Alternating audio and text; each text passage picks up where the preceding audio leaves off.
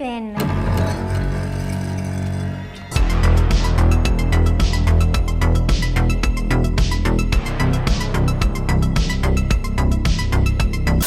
Hi guys, my name is Barry and welcome back to the channel. I'm going to be doing a review for Spin the Bottle from 2024.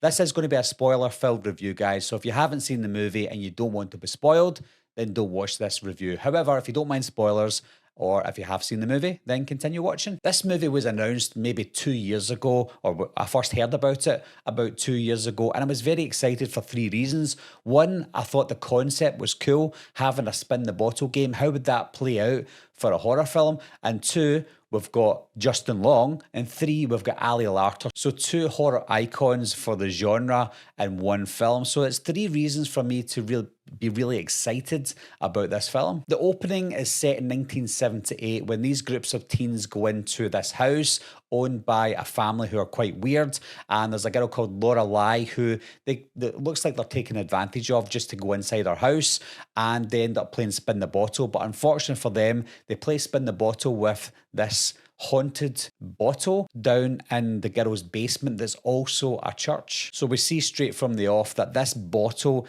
is playing out like a Ouija board. We then cut to present day, which I was kind of confused with to begin with, because present day would be, for them, probably 2022 if they filmed it in 2022, but it's supposed to be modern day. But then one of the characters says it's been 30 years, so I'm assuming that they meant 30 years since the events of 1978, which would then take us to 2008. And it didn't make sense because we've got modern phones and modern cars and stuff. But then I quickly realised that it is definitely modern day. It was just kind of bad dialogue there. Ali Larter plays Maura Randell, who is the younger sister of Lorelei, the girl who was possessed at the beginning of the movie when it was set in 1978. Maura was just a baby at the time of this incident, but when it cuts to modern day, she's now older. She's in this mental institution, so her son is living himself because his father's not around. Her son is Cole. Cole goes to a new school, meets up with new friends,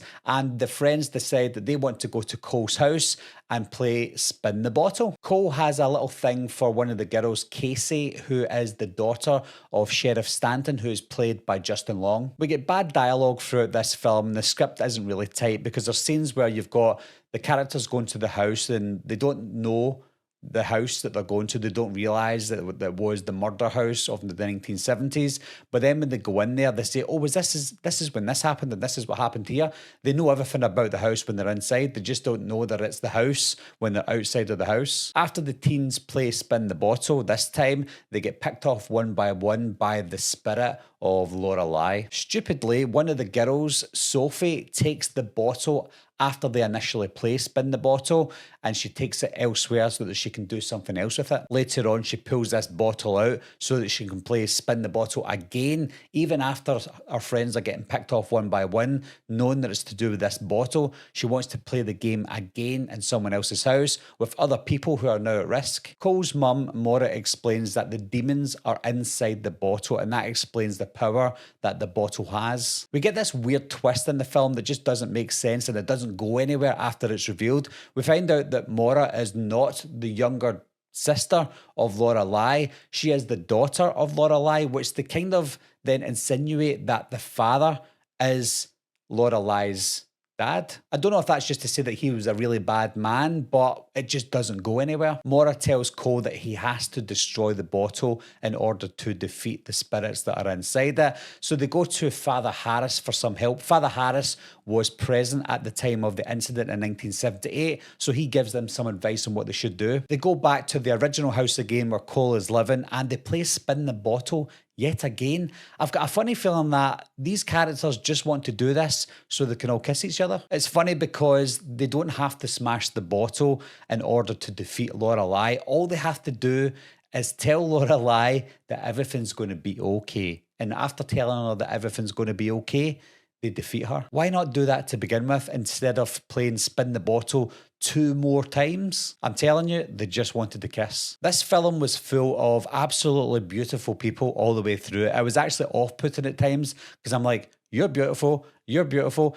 I even got to a funeral moment where there's this woman singing at someone's funeral, and I'm like, wow, you are stunning. There was this geek in the film called Weston who was the quarterback and the bully, but he just looked like this geek, and he was off-putting because he was so bad. And I'm like, how can he go about bullying people? I just don't understand. I feel like he was totally miscast, but the rest of them were actually okay. The acting throughout was not too bad either. I think the major issue with this one is it was a really bad script and the dialogue was almost pathetic. There was some creepy moments and some creepy visuals, but I feel like the premise and the concept of a spin the bottle horror movie was ruined. It was absolutely ruined because it felt like a Z movie. It probably is a Z movie, but it just felt like a really badly missed opportunity. Oh, the CGI as well, guys. It was horrendous. It was almost like the free CGI software that you get with your laptops or PCs. The film is also over 2 hours long, and it felt like it as well. I felt myself after an hour looking at my phone and my watch and saying, oh, how long's left? Because I'm getting bored here. Justin Long and Ali Larter were completely underutilized. I don't know if that's because maybe they didn't have a big budget, so they couldn't have them for a certain number of days, but they were absolutely underutilized in this film. The 3 things I was looking forward to, I was completely underwhelmed with. The spin the bottle concept was ruined. Justin Long wasn't in it enough, and neither was Ali Larter. Overall, guys, it was a bad film. Not the worst film of the year, not a terrible movie. It's not even unwatchable. It's kind of borderline unwatchable, but it's still something that you want to watch because of the premise. You want to watch because of Justin Long and Ali Larter, and you'll certainly want to watch because there's a lot of beautiful people in this film. But apart from that, the story's crap. The dialogue's awful and it just doesn't go anywhere. And of course, the CGI is just unspeakably horrendous. So if you've seen this movie, guys, what do you think of it? Did you notice any beautiful people in this film? Leave your comments down below. Let me know what you think, and I'll talk to you soon. Meeting adjourned. I'll be right back. What are you waiting for, huh? Coming to get you, Barbara. Ever played in the cat? Someone's in the back!